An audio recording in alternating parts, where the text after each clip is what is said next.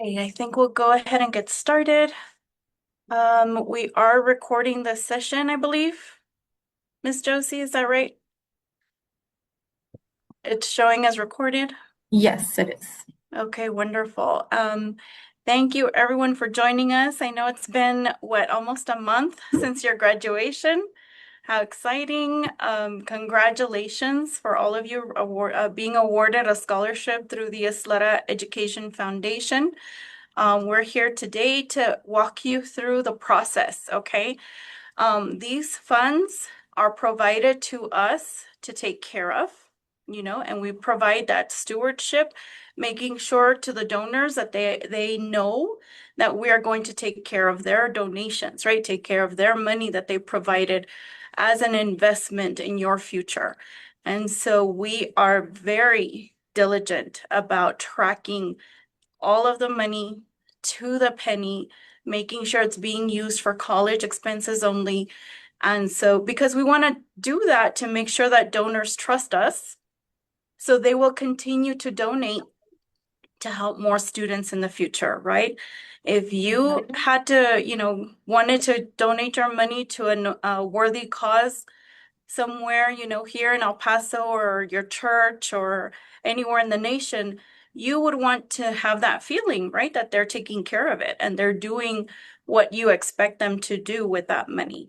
And so same thing here. We are very careful with that, with those funds that are being entrusted to us to manage, to then provide for you for your college expenses. And so, welcome everyone. My name is Elizabeth Dodd, but I go by Liz, and I am the foundation director for the Isleta Education Foundation.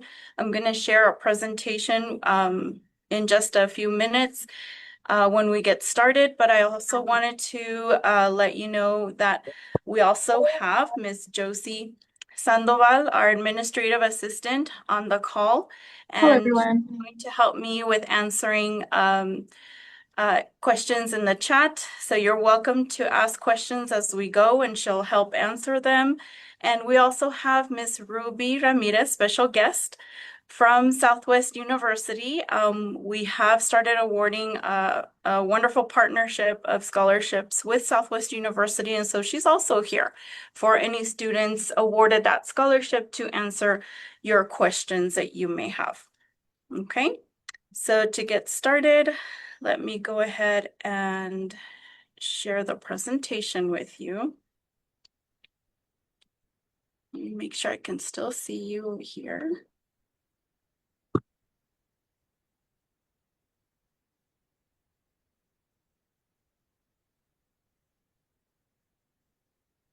Okay. When I start the presentation, you all go away. So I can't see anybody. So feel free to unmute yourselves so that I can stop, okay? And you're welcome to stop me anytime to answer any questions. So again, welcome for this scholarship orientation. We already introduced ourselves, Elizabeth Dodd and Josie. We're located here at the YISD Central Office Building on 9600 Sims Drive. If you are here for the scholarship presentation in the theater is right in front of us, okay? So this is where the office is. So you're always welcome to stop by, to drop off paperwork, to and ask us questions, whatever it is that you need, we're here. As long as the district is open, we're here. Except for a week in July that we're going to be closed, but I'll get to that in a little bit. And then this is our contact information, our phone number and email address. The documents that I'm going to go over were emailed to you yesterday, and then some of you received some of the emails this morning. So those are the documents that we're going to go over, okay? If you did not receive that email, please let us know. We can resend it out to you. We also have some of the documents on our website. So I just want to make sure that we stay connected with you all, okay? I know that you've graduated, you left the district, but we still have business to take care of, right? With the scholarship. We want to make sure that we stay connected. We also are on social media. You can reach out to us that way. We're on Facebook, we're on Twitter, X, Instagram, and then of course our website is also up through the YISD websites. So please make sure that you stay connected with us. You let us know how you're doing. You have questions regarding the scholarship or really any college related questions. We'll try and help you out as much as we can. We know it's a difficult transition for you, right? From high school now to college. It's a whole new experience. Many of us have already been there, right, in your shoes, and we can try and help you. Plus, the work that we do with all of these colleges, with UTEP, with Texas Tech, with Southwest University, we have contacts there. So if you have any questions, we can try and help you and reach out to those contacts so we can, get your questions answered. So please stay in touch. So first, we're going to start out with requesting your scholarship funds, okay? How that works. Some of you were awarded $1,000 scholarship. Some of you were awarded $2,000 scholarship. Everyone, depending on the category that they were awarded, received a different amount. So see that money, like see us as another bank, okay? We're going to hold that money for you until you're ready to start using it, okay? And we don't just give you a check for the full $2,000 or Southwest University students for the full $10,000. We don't do that, okay? We give you the funds as you need them based on what you need them for, okay? So we're going to be like a little holding account for you. And say you just need money for a flight to get to MIT this summer or in the fall semester when you start, then we can help you with that travel expense, okay? But you're not going to use the whole $2,000, right? Flights aren't that expensive yet. So you're just going to use a portion of it. And then every time you want to receive funding, you submit another request, okay? And then your balance will trickle down little by little as you use it. If you need to use it all at one time, that's fine too. But it's really up to you, and have a discussion with your parents because you need to look at everything all together. The financial aid that you're receiving, the other scholarships you might be receiving. Hopefully you've been awarded other scholarships. Hopefully you're still applying for scholarships. There's still scholarships available out there. And then kind of put this in kind of at the end, right after all of that's done, because the Isleta Education Foundation, we provide flexibility for you, okay? If you're awarded other scholarships, like say, the Ronald McDonald Scholarship or even university scholarships, right? They're going to be a lot more stringent on how you can use that money. And usually they just give it to you right away. You have to use it within the first year. You have to use it within the first semester. We provide you more flexibility, okay? We usually just work with you directly on what you want to use that scholarship for, on this foundation scholarship for. We work with you directly, one-on-one. We don't just send the money to the college and let them figure out how they're going to give it to you. We don't do that, okay? Because of that stewardship of funding, we need to track to the penny what it's being used for, okay? So we work very differently from maybe some of the other scholarships you received. So just keep that in mind, okay? We do want to provide that flexibility to you. So for requesting your funds, you do have to qualify to receive the funds. You already qualified to be awarded, but now you need to qualify to receive the money, okay? Because based on how this foundation was established back in 1992, over 34 years ago, it was established for students from YISD to attend a 4-year accredited university, okay? And so you must be enrolled at a 4-year accredited university for the majority of our scholarships. Dibler recipients, if you're from Bel Air and you receive the Dibler scholarship, you can only use it at UTEP. Okay, it was specifically a scholarship for students attending UTEP. And then our one of our newest awards, Southwest University, it is specifically for you to attend Southwest University. Okay, but all of our others, you must attend a 4-year accredited university. And by 4-year, typically that means because a lot of you have what do you call it? Like dual credit, you already have credits for college. You may finish in 2.5 years or 3 years, and that's okay. What we mean by 4-year accredited college or university basically means you're going for your bachelor's degree. Okay? Your bachelor's degree. But for Dibler, just remember it's to attend UTEP. And for Southwest University, it's to attend Southwest University for any, Miss Ruby, almost any other programs, right? Because you offer certifications, uh, bachelor's degrees, graduate degrees, I mean, a little of everything, right? Yes. Yes. Okay. Mhm. Also, students must meet and maintain a 2.0 cumulative GPA. Okay. Um, this fall 2026 semester is your first semester.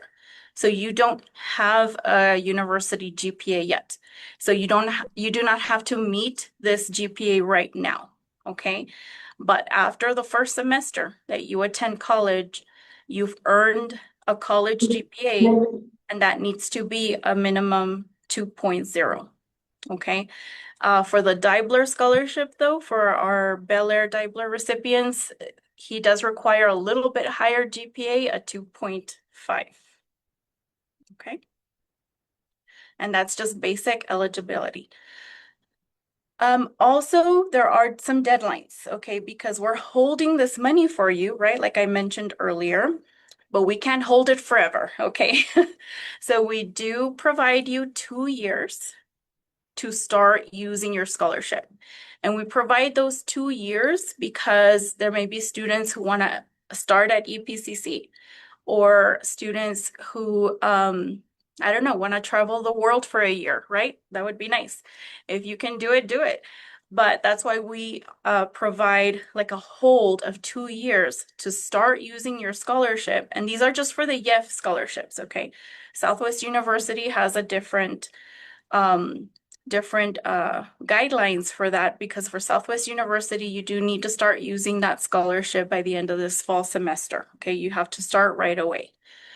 But for the YEF scholarships, you have 2 years to activate it. You just have to use a portion of your scholarship, at least a little bit of it for a couple of books or something. And then after that, you have an additional 3 years that we will hold the funds for you. Okay, so all in all, you have 5 years to use that scholarship. And because a lot of our students receive financial aid or some other scholarship awards, we have students that are in their master's degree and still using their YEF scholarship. I think we had a couple of students start their law studies right there in pre-law, not pre-law, they already started their law degree and they're still using their YEF scholarship. Okay, so but you have those 5 years, okay, to use all of that money. Because if it's not used, then it becomes forfeited, canceled, so that we can award those funds to another student. Because that's what they're for. That's what they're the donors are giving us that money for, is to be used for college expenses, okay? But you don't have to use it within the first semester or the first year like other organizations. You do have 2 years, you need to start using it at least within 2 years, and then 5 years total to use the full amount. Okay.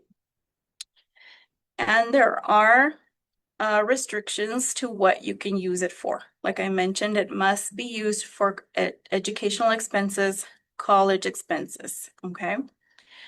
But the YEF scholarships can be used for tuition, for books, for housing, for travel. And travel is if you are going out of town, right, to a college out of El Paso.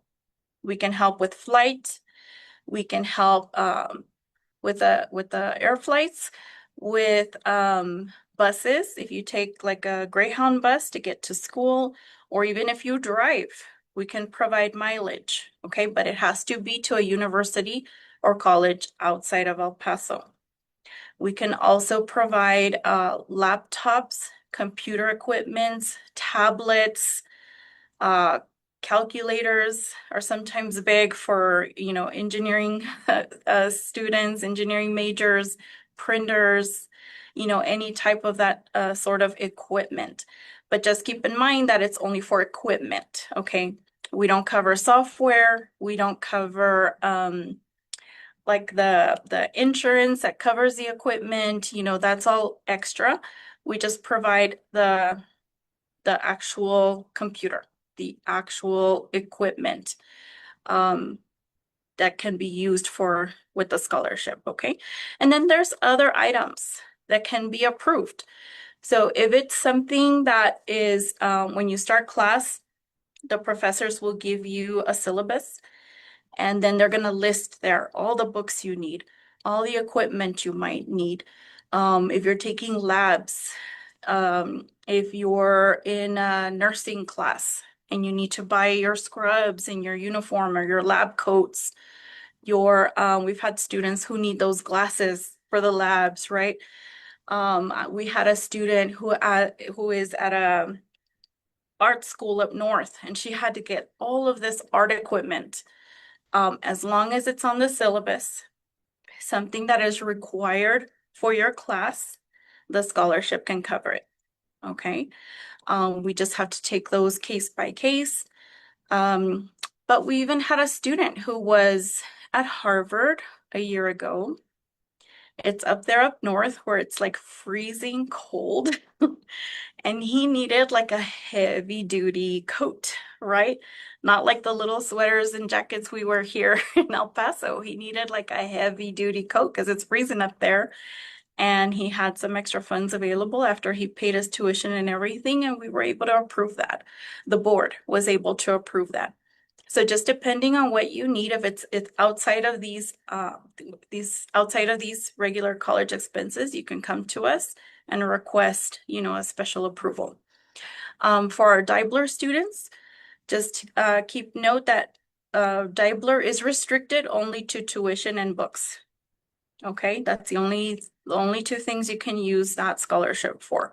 If for some reason there's something else you need to use that scholarship for, we can go to the Dibler family and request special permission, but you want to make sure that your tuition and books are covered first. Okay, and then for Southwest University, our Southwest University scholarship is specifically for the tuition that is charged at that institution. Okay. And so now for disbursements, that's what we call when you submit a request for some of your scholarship money, we call it a disbursement of funds for you. Okay, so we have a disbursement form, and the disbursement form is going to list all of the documents that are needed. And you can submit those documents, the disbursement form and the additional documents to us via email. You don't have to bring it to us in person if you can't, because you may be out of town, you may be already left to your school. You can email them to us, or you can mail them or bring them in person. Okay. And just keep in mind that those requests, when they're sent to us, we try and get them done within a week because we have to go over all the documents, right? Make sure everything is correct, make sure everything is submitted.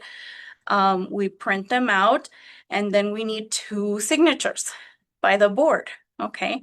And sometimes our board members are out of town or they're busy, and so just give us 2 weeks max to get those requests to you, to get those checks, that money back to you, okay? But just keep that in mind, because if say your tuition is due in a week and you're barely submitting your request, you're probably not going to make it to pay your tuition on time. Okay, so please keep that in mind. That's why we're having this meeting now.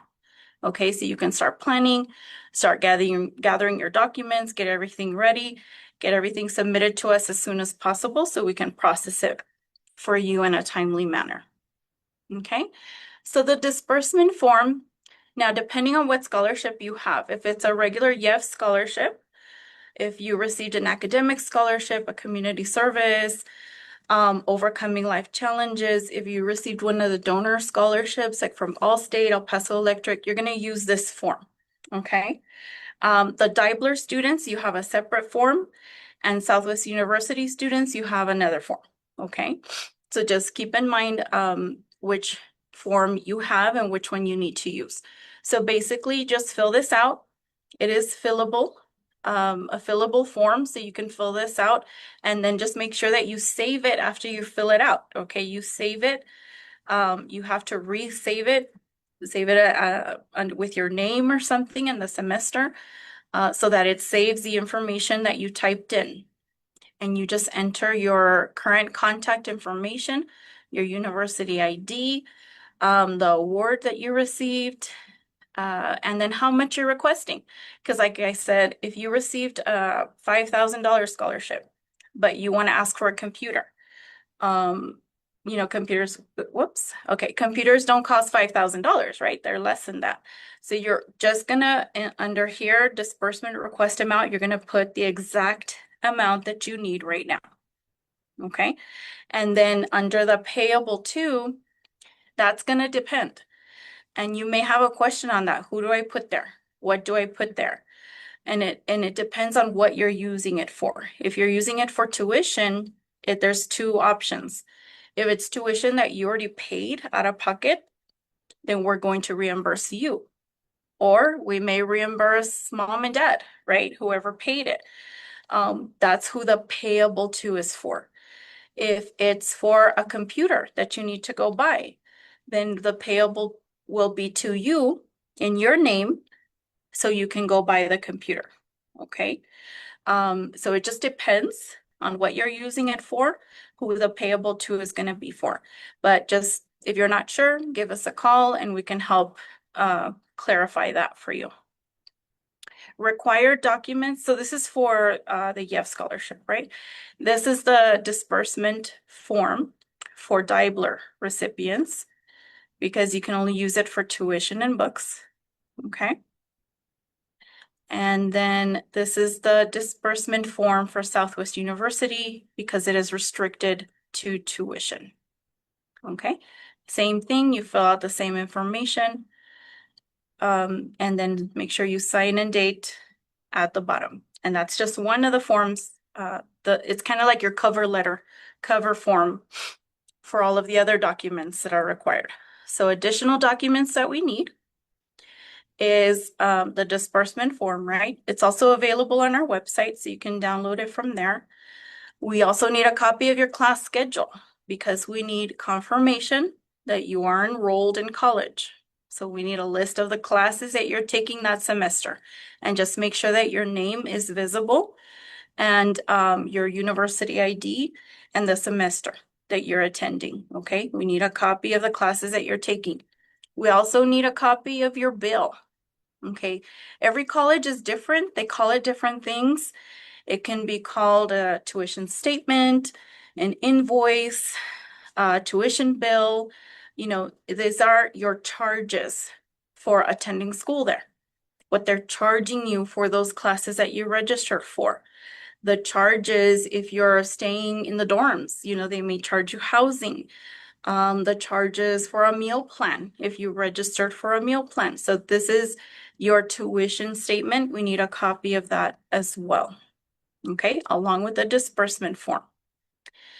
Some additional documents is the university transcript, but like I mentioned, for your very first college semester, this fall 2026, or whenever it is that you start, we do not require a transcript because you have not established a college GPA yet. Okay, but once you establish a college GPA, then we're going to need your transcript as well. And it can be an unofficial transcript. Some colleges, well, really all of them, If you ask for an official transcript, they're going to charge you. We don't want you to pay for an official transcript. An unofficial is okay. Okay, just make sure that your name and your university ID is on that transcript. And then receipts. Okay, we absolutely need receipts because, like I said, we track to the penny where all this money is going towards. Okay, so there's different things. So if you want a computer, or let's say an iPad, and you're not able to purchase it yet, so you request the money for the iPad. If you want a computer, and even if you want to buy your books, we do need which computer you want to buy. Is it an Apple? Is it a Dell? What kind of computer is it? And how much is it going to be? Okay, because that's exactly what we're going to give you. Plus tax. That's the exact amount we're going to give you. So you want to send to us, okay, I want to buy this iPad. This is how much it is, plus tax. We give you that money. You go buy the iPad, and then you have to bring us back a receipt within 2 to 3 weeks, okay, proving that you did use that money for what you said you were going to use it for, okay? Same thing for your books. So your professors are gonna, in the syllabus, they're gonna say, okay, you need this book, you need this one, you need this one. We need something, a document of that book and how much it costs. And then we add them all up, and that's the amount that we give you. You go buy your books, and then you give us a receipt back. Okay, we need that receipt back. We have to make sure that we track and we have proof of what you use that money for and that you used it appropriately. Okay.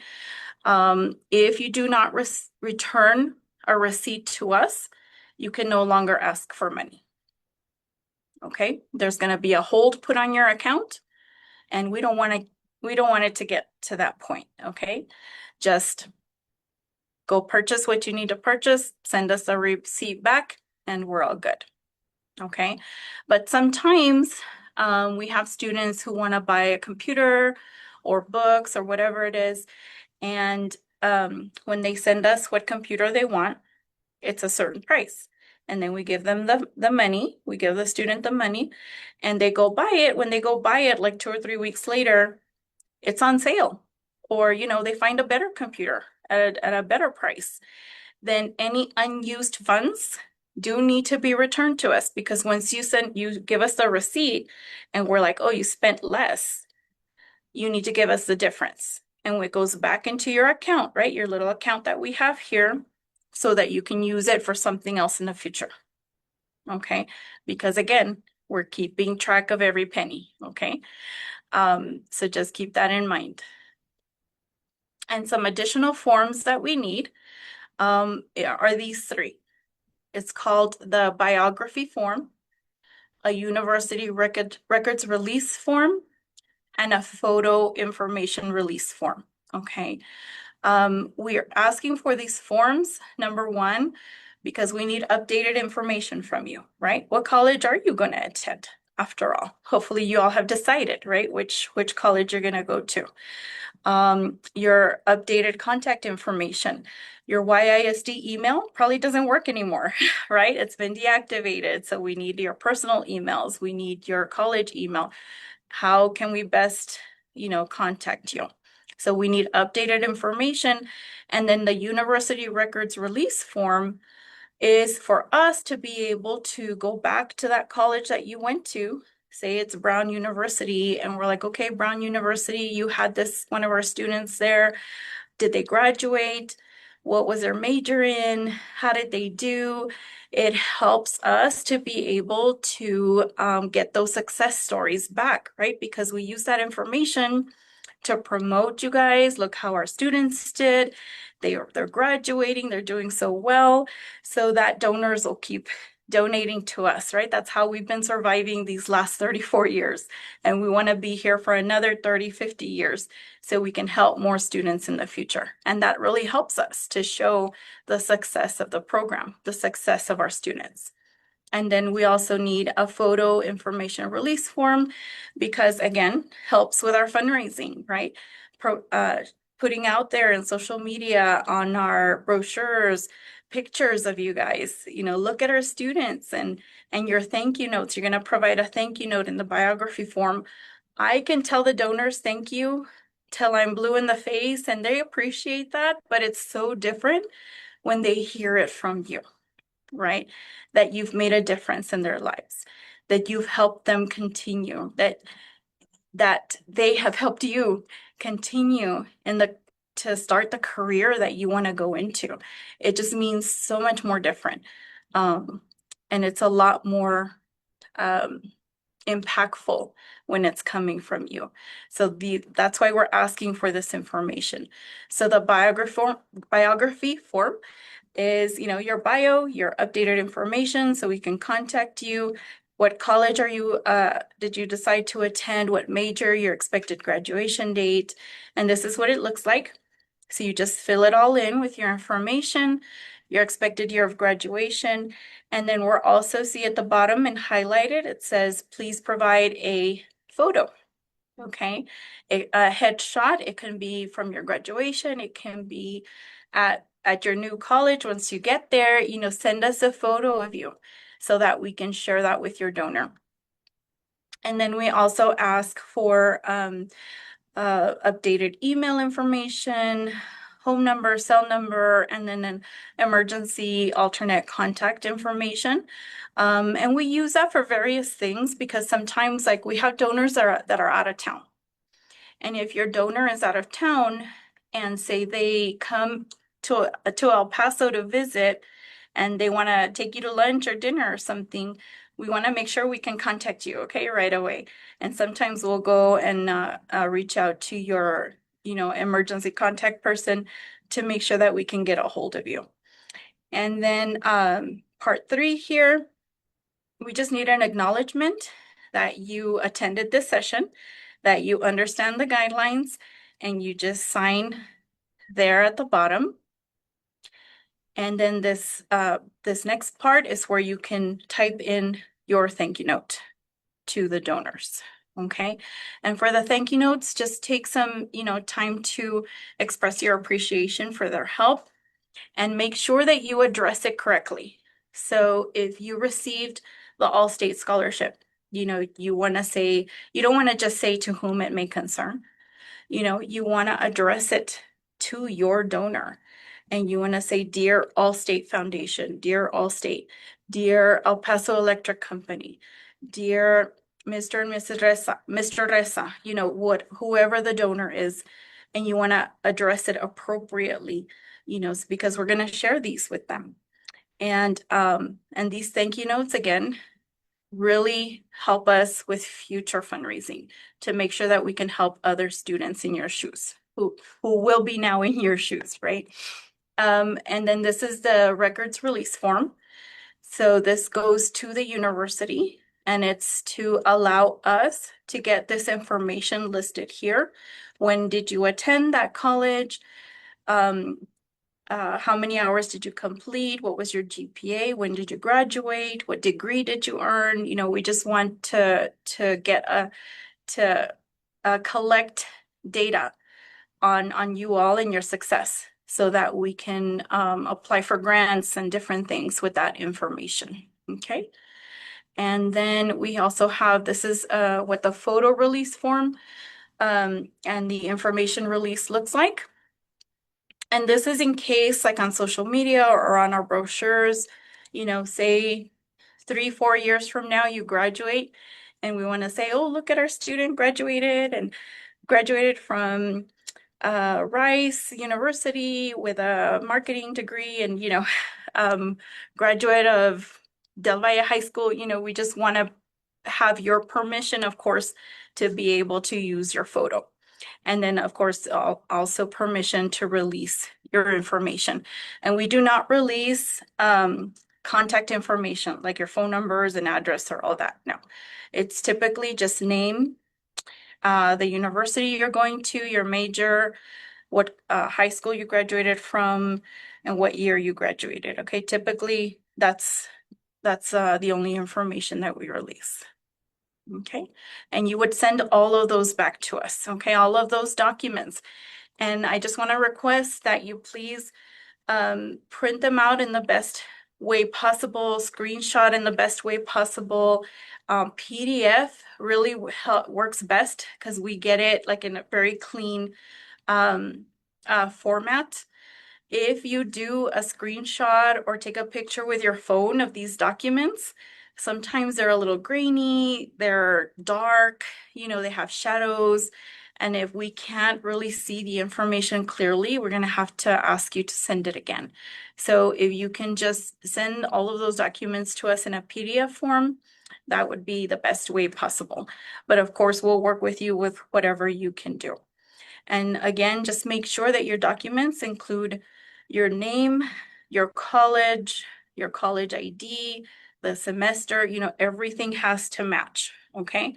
If you're requesting tuition for the summer of 2027, then all of the documents that you submit, your classes, your schedule, all of that has to match as well, okay, all together.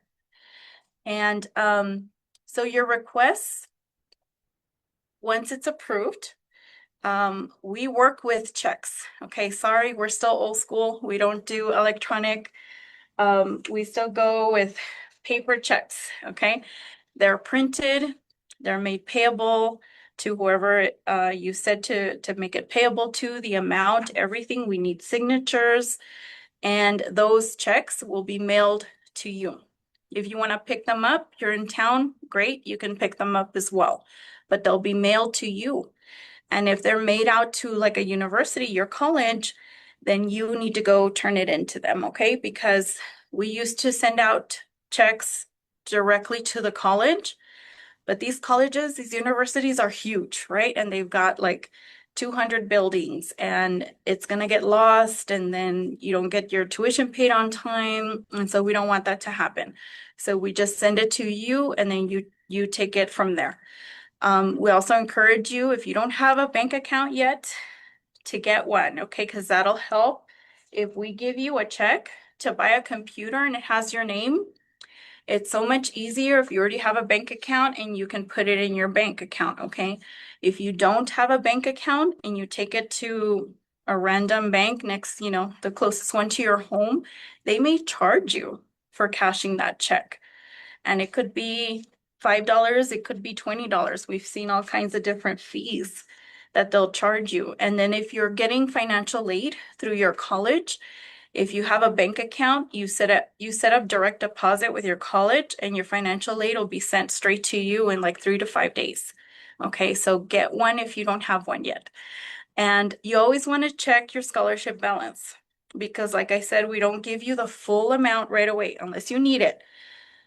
Typically, we don't give you the full amount. You're using it little by little. And you want to make sure you keep track, right? Okay, I had a $5,000 scholarship, but I bought a computer, so now my balance is such and such. You want to keep track of that. And to help, here's an example of a check we did for a student.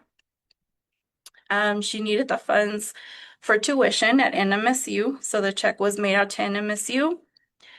I think this was the summer, summer session, $600.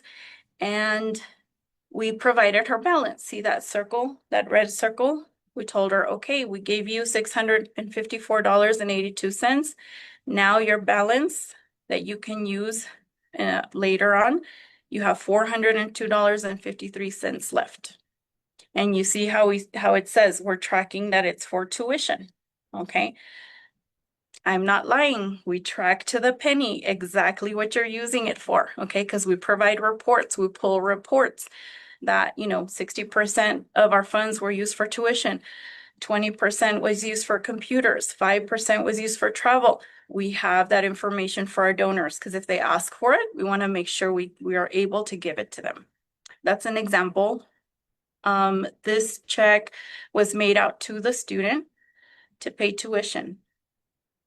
And it was made out to the student because she provided a receipt that she paid the tuition ahead of time. She paid the college herself.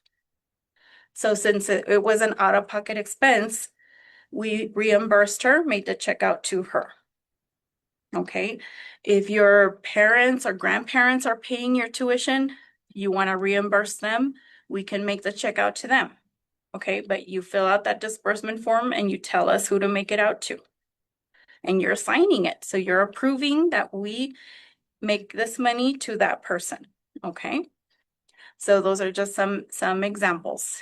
So reminders, please be sure to fill out those the biography form, your photo, the release forms. You can go ahead and start submitting those now, okay? Because we need those forms submitted first before you can start requesting money. Okay, so you can go ahead and submit those now, fill them out, submit them as soon as you can. So when you're ready to start submitting money, a request for money, you don't have any more delays, okay? Because then we're going to go back and forth. Oh, you still haven't turned in your biography form, or oh, we still need your photo, or just go ahead and start working on that, and you can submit that to us now. And again, to contact us, our phone number is 434-0505. You can also email us at either of these emails with the district. We also have a Gmail account because sometimes there's some email accounts that I don't know why they don't go through the district. Like they get blocked for some reason. And I think is it iClouds, Miss Josie? iCloud accounts? No, it's Outlook. There's some emails, I don't know why they get blocked. So you can Mm-hmm. also use our Gmail account. Yes.